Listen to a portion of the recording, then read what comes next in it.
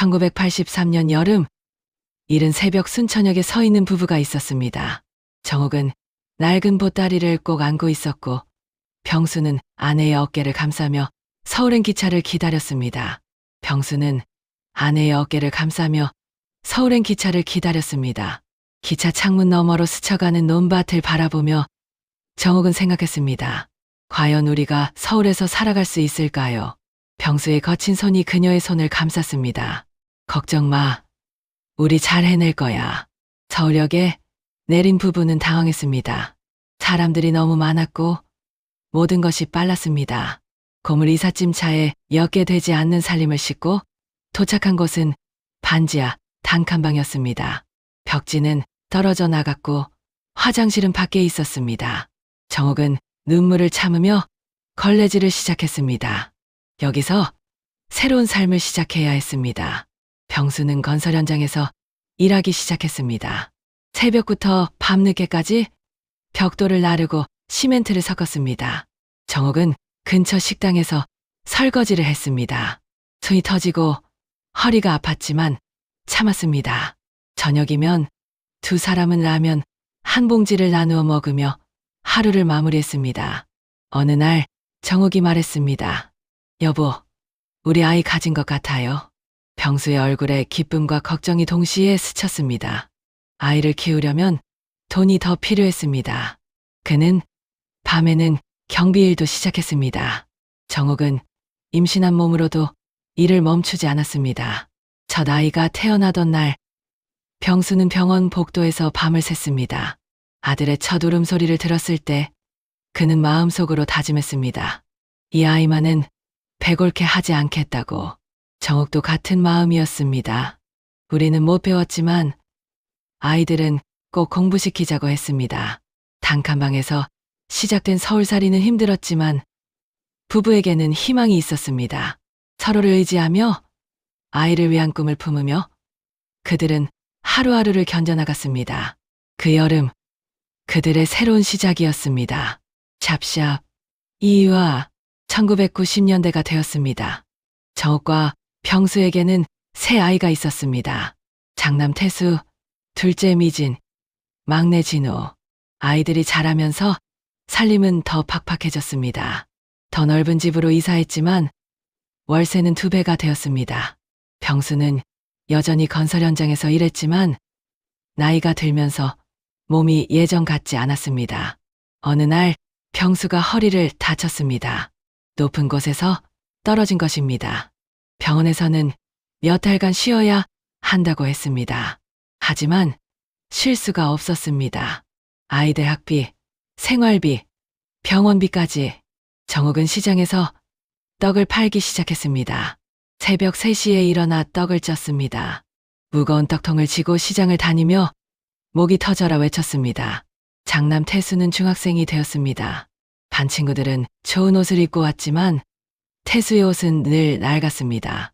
친구들이 학원에 갈 때 태수는 집에서 혼자 공부했습니다. 어느 날 태수가 울면서 집에 들어왔습니다. 친구들이 자신을 가난하다고 놀렸다는 것입니다. 엄마, 왜 우리는 이렇게 가난해요? 왜 다른 집처럼 살 수 없어요? 태수의 말에 정옥의 가슴이 찔렸습니다. 미안하다. 엄마가 무능해서 미안하다고 할 수밖에 없었습니다. 그날 밤 정옥은 홀로 울었습니다. 병수의 허리는 좀처럼 낫지 않았습니다. 그는 집에서 할 수 있는 일을 찾았습니다. 공장에서 나오는 부품을 집에서 조립하는 일이었습니다. 온 가족이 함께 앉아 작은 부품들을 조립했습니다. 태수도 학교에서 돌아오면 일을 도왔습니다. 어느 저녁 태수가 말했습니다. 엄마는 왜 맨날 희생만 해요? 자신을 위해서는 아무것도 안 사면서. 정옥은 대답할 수 없었습니다. 희생이라고 생각해 본 적이 없었으니까요. 아이들을 위해서라면 당연한 것이라고 생각했으니까요. 그날 밤 정옥은 거울을 들여다봤습니다. 30대 후반의 자신은 이미 늙어 보였습니다. 손은 거칠어졌고 머리에는 흰머리가 났습니다. 하지만 후회는 없었습니다. 아이들이 건강하게 자라고 있으니까요. 살아내는 것만으로도 충분했습니다. 샵샵. 사무아, 정욱이 자꾸 소화가 안 된다고 했습니다. 처음에는 과로 때문이라고 생각했습니다. 하지만 증상이 계속되자 병수가 강제로 병원에 데려갔습니다. 검사 결과는 충격적이었습니다. 위암 2기였습니다. 의사는 수술을 받아야 한다고 했습니다. 항암 치료도 받아야 한다고 했습니다. 병수는 머리가 하얘졌습니다. 수술비만 몇백만 원이 필요했습니다. 그들에게는 없는 돈이었습니다. 정욱은 오히려 담담했습니다. 죽으면 죽는 거지 뭐. 병수는 돈을 구하기 위해 뛰어다녔습니다. 친척들에게 돈을 빌리려 했지만 쉽지 않았습니다. 그는 더 위험한 건설 작업을 하기 시작했습니다. 고층 빌딩의 외벽 작업이었습니다. 위험수당이 더 많이 나왔습니다.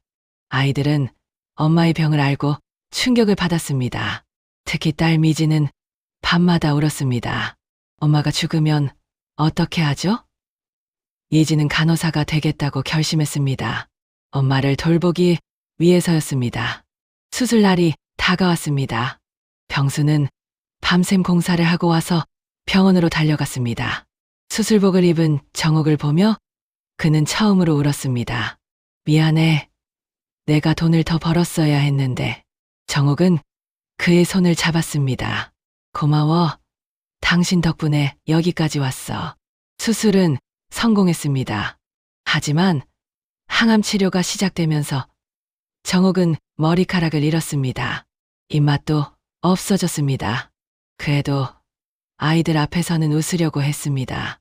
괜찮다. 엄마는 괜찮다고 했습니다. 어느 날 병실에서 가족 모두가 함께 울었습니다. 처음이었습니다. 서로의 마음을 확인한 순간이었습니다. 정욱은 생각했습니다. 이런 사랑받는 삶이면 충분하다고. 병수는 다짐했습니다. 아내를 꼭 지키겠다고.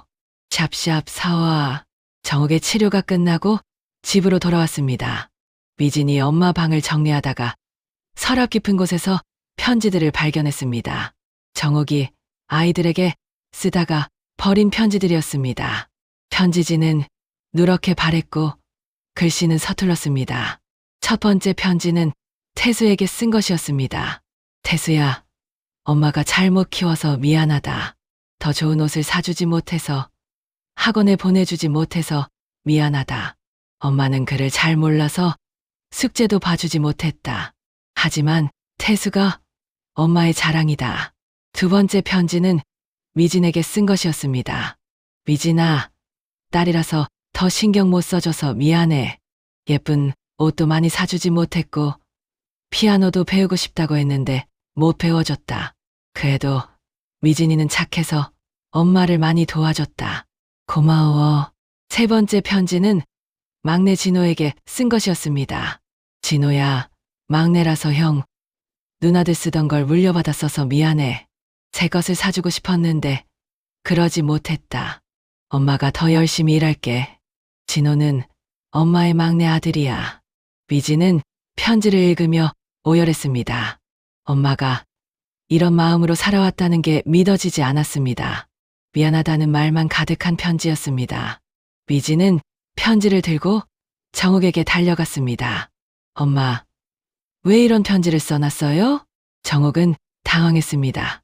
그 편지들은 가슴 속에 묻어두려고 했던 말들이었습니다.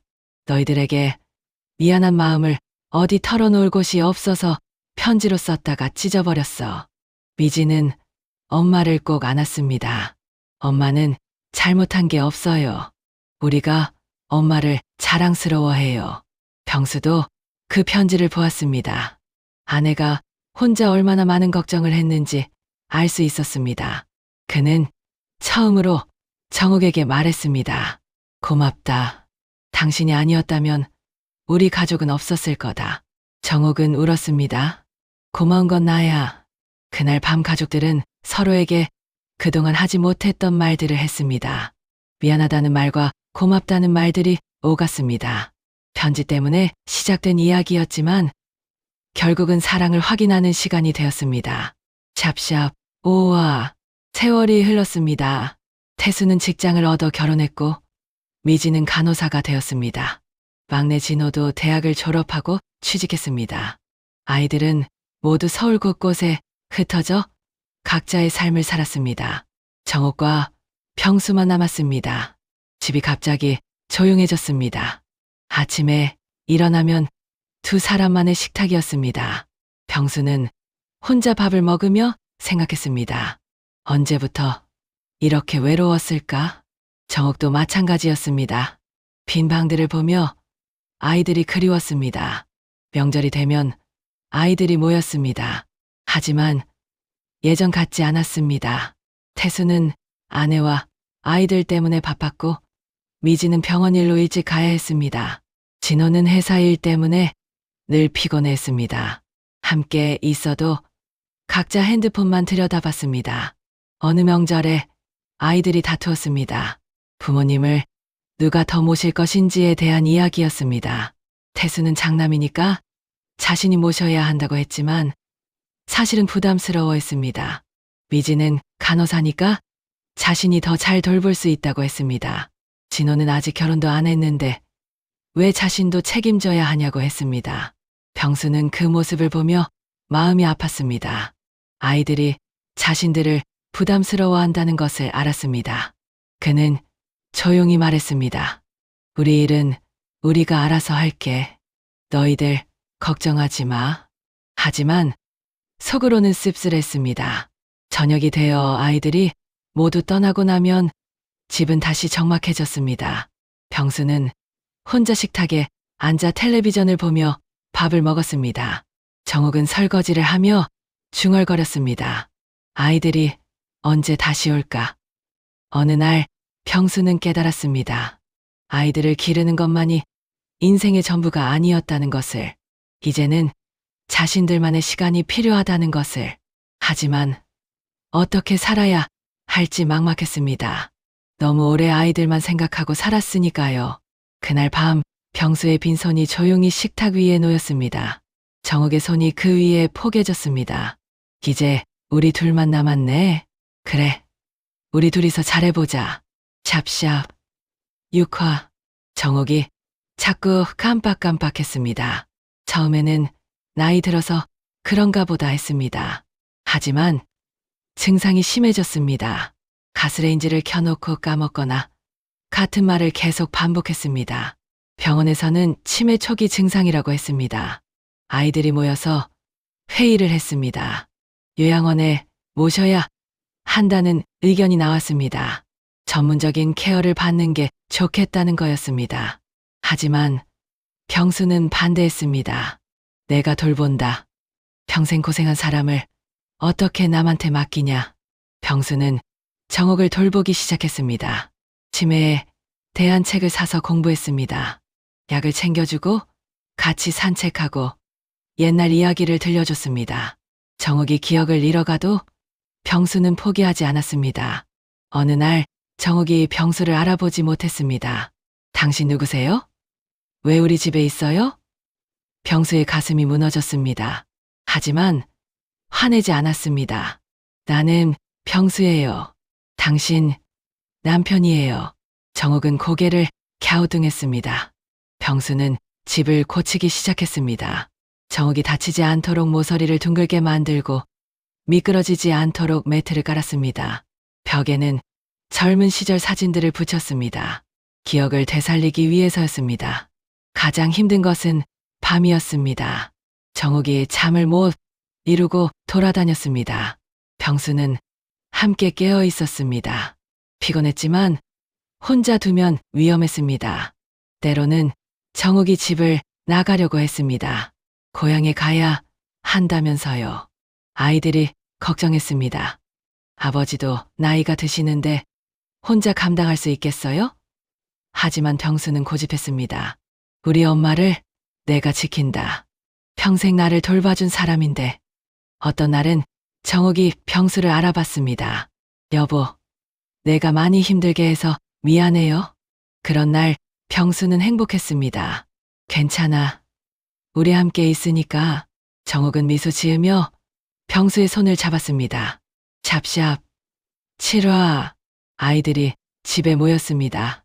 정옥의 상태가 많이 나빠졌기 때문입니다. 이제는 병수도 혼자 감당하기 어려웠습니다. 집을 정리하면서 요양원을 알아보기로 했습니다. 미진이 엄마 방을 정리하다가 오래된 앨범을 발견했습니다. 1980년대 흑백 사진부터 최근까지의 가족 사진들이 들어 있었습니다. 아이들은 하나하나 사진을 보며 추억에 잠겼습니다. 어린 시절이 떠올랐습니다. 가장 오래된 사진은 서울에 처음 왔을 때 찍은 것이었습니다. 정옥과 병수가 어색하게 서 있고 갓난아기 태수를 안고 있었습니다. 집은 허름했지만 두 사람의 표정은 희망에 차 있었습니다. 그날따라 정옥의 기억이 또렷했습니다. 사진을 보며 하나씩 기억해냈습니다. 이때는 태수가 100일이었지. 이 사진은 미진이가 간호사 되던 날이고 진호 대학 졸업식 사진도 있네. 아이들은 처음으로 엄마의 인생을 들었습니다. 정옥이 들려주는 이야기는 희생의 연속이었습니다. 하지만 불평하지 않았습니다. 오히려 감사했다고 했습니다. 너희들 때문에 행복했다고 했습니다. 태수가 물었습니다. 엄마, 후회되는 것 없어요? 정옥은 고개를 저었습니다. 후회할 게 뭐가 있어. 좋은 아이들 키웠는데. 미진이가 울었습니다. 엄마, 우리가 효도 못해서 죄송해요. 병수는 아내의 손을 잡았습니다. 40년을 함께 살면서도 몰랐던 마음들이 있었습니다. 정옥이 얼마나 많은 것을 참고 견뎠는지 새삼 깨달았습니다. 고맙다는 말밖에 할 수 없었습니다. 그날 밤 가족들은 오랜만에 함께 잤습니다. 어린 시절처럼 한 방에 모여서요. 정옥은 아이들의 얼굴을 하나씩 쓰다듬었습니다. 내 새끼들, 고생 많았다. 사진 한 장 한 장에는 가족의 시간이 담겨 있었습니다. 가난했지만 행복했던 시간들, 힘들었지만 함께 이겨낸 시간들, 그 시간들이 모여서 지금의 가족을 만들었습니다. 샵샵 8화. 정옥이 조용히 눈을 감았습니다. 가을날 아침, 병수의 품에서였습니다. 고통스러워하지 않았습니다. 평화로운 얼굴로 마지막을 맞았습니다. 병수는 한참 동안 아내의 손을 놓지 못했습니다. 장례식이 끝나고 아이들이 돌아간 후 병수는 혼자 남았습니다. 40년을 함께 산 집이 갑자기 낯설었습니다. 정옥의 빈자리가 너무 컸습니다. 밥을 먹어도 맛이 없었고 잠도 오지 않았습니다. 어느 날 병수는 정옥의 유품을 정리했습니다. 옷가지들과 소품들 사이에서 편지 한 통을 발견했습니다. 봉투에는 여보에게라고 적혀 있었습니다. 정옥이 마지막에 남긴 편지였습니다. 편지를 열어보니 서툰 글씨로 이렇게 적혀 있었습니다. 여보, 우리 잘 살았다. 가난했지만 사랑이 많았다. 아이들도 잘 키웠다. 나는 행복했다. 고마웠다. 너무 슬퍼하지 말고 남은 시간 동안 건강하게 잘 살아. 아이들과 함께. 병수는 편지를 읽으며 울었습니다. 아내의 마지막 인사였습니다. 원망이나 후회가 아닌 감사의 말이었습니다. 우리 잘 살았다는 말이 가슴에 와 닿았습니다. 정말 잘 살았다고 생각했습니다. 다음 날 병수는 마당에 의자를 꺼냈습니다. 정옥이 좋아했던 자리였습니다. 거기 앉아서 하늘을 보며 생각했습니다. 이제 혼자 남았지만 추억은 남아있다고. 아이들이 있고 손주들이 있다고. 여름이 다시 찾아왔습니다. 작년과 같은 여름이지만 다른 의미였습니다. 태수가 먼저 찾아왔습니다. 아버지 혼자 두고 갈 수 없다면서요. 미진도 왔고 진호도 왔습니다. 손주들도 함께 왔습니다. 오랜만에 집안이 시끌벅적했습니다. 아이들 웃음소리가 들렸고 정옥이 좋아했을 만한 풍경이었습니다. 병수는 가족들을 바라보며 생각했습니다. 정옥이 보고 있을 거라고. 저녁 식사 시간이었습니다. 정옥의 빈자리가 있었지만 가족은 다시 한자리에 모였습니다. 병수는 말했습니다. 엄마가 우리를 지켜보고 있을 거야. 우리 가족이 이렇게 모여 있으니까 좋아할 거야. 그 여름, 우리 집은 다시 가족의 집이 되었습니다. 비록 정옥은 없지만 그녀가 남긴 사랑은 여전히 그 집에 살아 있었습니다. 가족들도 깨달았습니다. 집은 건물이 아니라 사람이라는 것을, 사랑이라는 것을. 병수는 마당의 의자에 앉아 가족들을 바라봤습니다. 정우가, 우리 잘 살았다. 앞으로도 잘 살 거다. 아이들이 다 컸고 손주들도 있다. 걱정하지 마. 그 여름 우리